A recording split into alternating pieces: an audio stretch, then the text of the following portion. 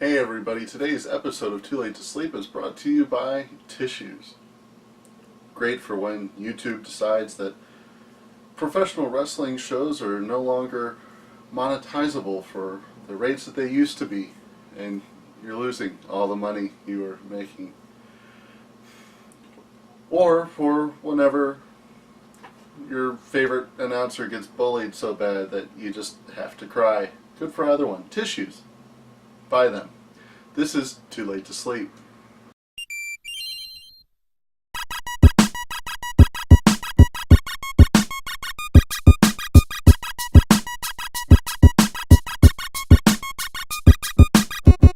Alright, so getting into it, there was a little bit of the story going last week, but it's really picked up since then. The JBL Story has been the talk of Reddit lately, and I want to talk about it a little bit.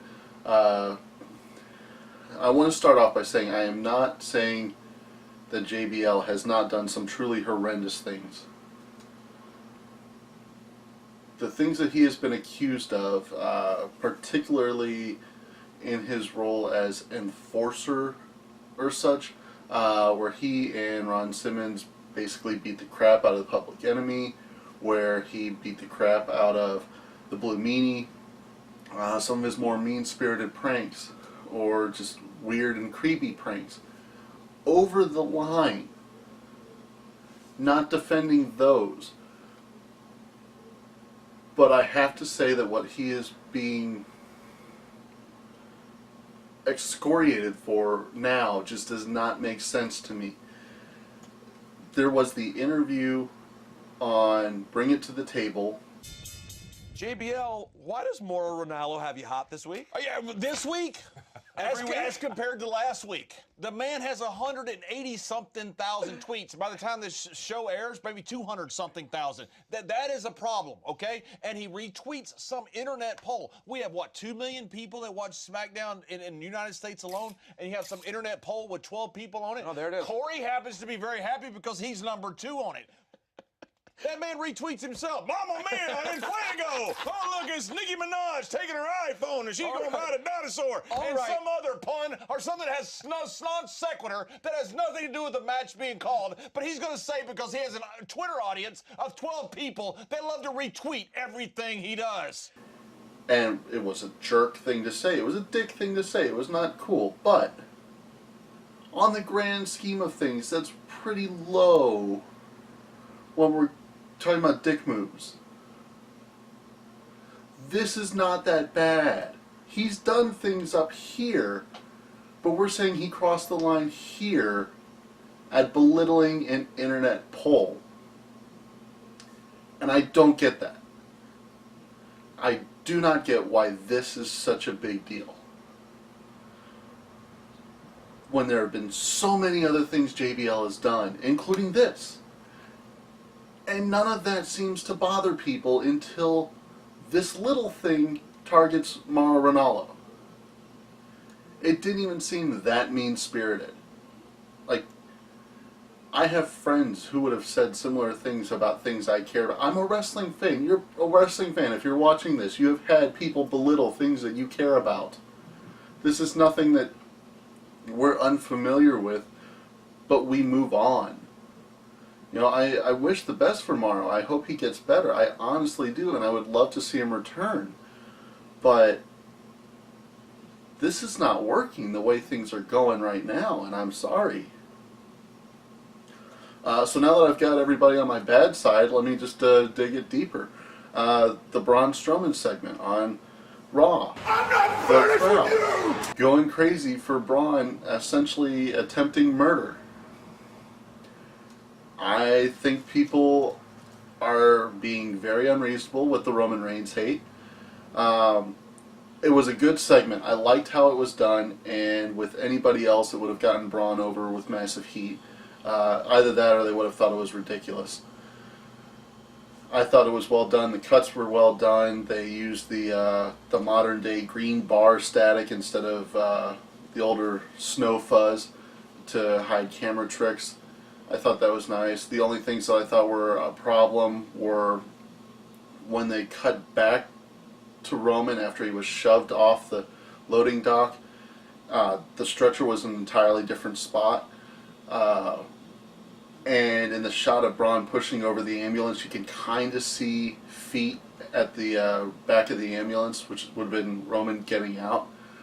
I'm wondering why so much of it seems to have been done live when the whole thing could have been done pre-tape and they wouldn't have had to worry about hiding the camera cuts the way they did.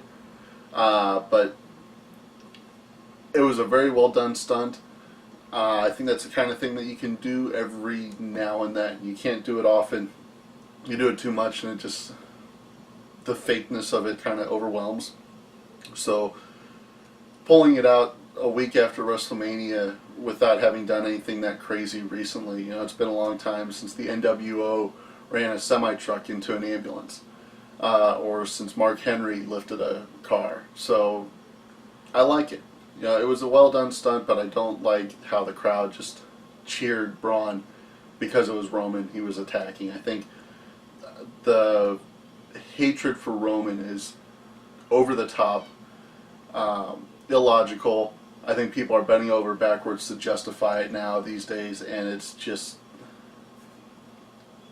one of the least enjoyable parts of wrestling these days is how much people just want to crap on him. With the Superstar shakeup, I really enjoyed how things went. Everybody, I think, was expecting AJ Styles to go to Raw.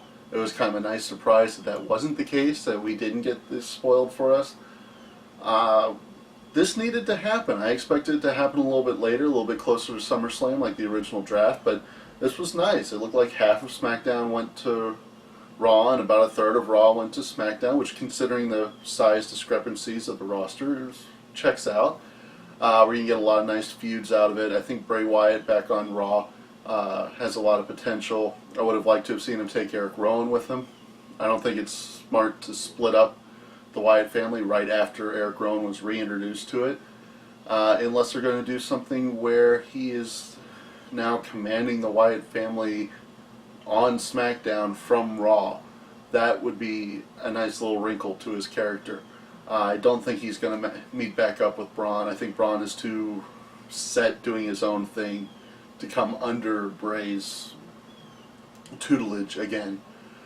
But it's going to be really interesting to see where they go with this. I love that Charlotte is over on SmackDown. I think she's kind of played out her story on Raw, and now she can kind of start it over again with a new roster. She gets to be back with Becky, who was her road buddy, so I'm glad for that. I imagine they're going to feud for quite a while. I hope she gets into the title scene soon. I think her and Naomi could have some really great battles. It's going to be interesting to see where they go with the U.S. title, because Dean Ambrose got drafted to Raw, but the U.S. title got drafted to SmackDown. So if Kevin Owens loses the belt to Chris Jericho comes over. I don't think that's going to be the case. I think Owens is going to retain. But if they bring him over just to swap him for Chris Jericho, that could be good fuel for some promos coming up. And then finally, I want to talk specifically about Shinsuke Nakamura. He recently debuted last week. We talked about it a little bit. And I think a lot of people were expecting him to wrestle on SmackDown this week, but he didn't. He had a promo segment with Dolph Ziggler, because the guy he debuted against in a promo segment last week, The Miz, is now on Raw. So it looks like he's going to feud with Ziggler. I am hoping that they save Nakamura's matches for pay-per-views and house shows. I think if you go to a house show you pay to watch him, you should see him. But I don't want to see him wrestle on SmackDown very often. Once in a blue moon, because he is an attraction. And I think the more that he wrestles, the more he gets beat down, the less that means. Especially if he's going to be 50-50 booked like so many other people. I think you have to kind of keep him special. Now, with him being on a full-time contract as opposed to Lesnar's contract, you can afford to have him on these house shows. You can afford to have him on TV every week, but not necessarily wrestling. And the crowd can go home happy because they had him in a match against Ziggler while Talking Smack was going on. I guess after Ziggler had his segment on Talking Smack. So it's not that he didn't wrestle for the live crowd, he just didn't wrestle for TV, and I think that's the way it needs to be. I think every so often they need to have somebody like that that can just be something special. And I think because he's the only real superstar from Japan that WWE has had, like, ever, I think that's unique enough that they can do that with him. I'd love to see them pull somebody else out. I think Finn Balor could have done that, but anybody from NXT that's just really something special, like they're trying to make with Aleister Black, where, like this week on NXT, he ended a match in one move. I think something like that, you can protect that guy a little bit more and just have him not work TV. Special episodes only, and only on pay-per-views other than that. And I'd really like to see them do that. Let me know what you think. Leave a comment below.